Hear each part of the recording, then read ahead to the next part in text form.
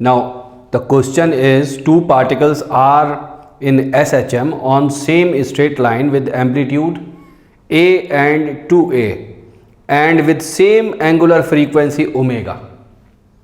It is observed that when first particle is at distance a by under root 2 from origin and going towards mean position, other particle is at extreme position on the other side of mean position.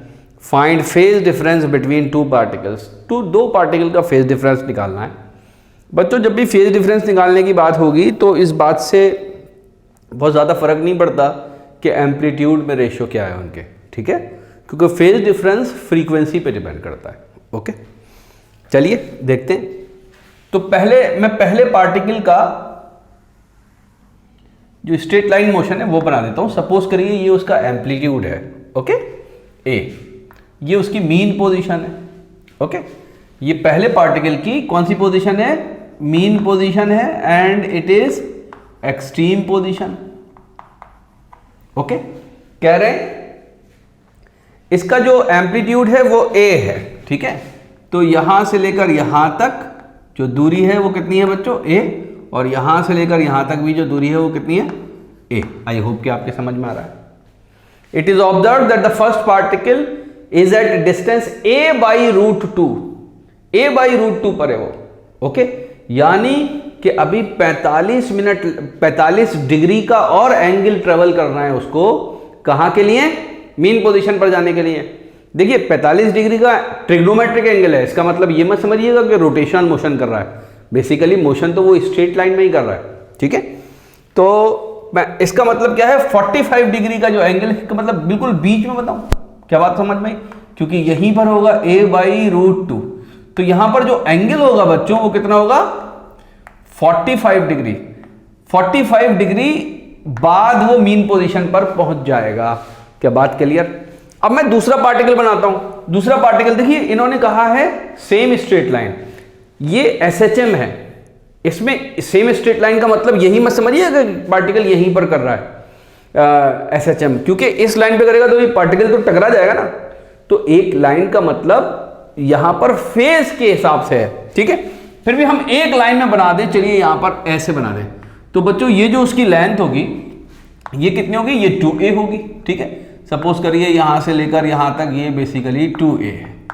This is the mean position of the second particle and this is the extreme position and this is again the extreme position and this is again 2a। क्या बात समझ में आती है?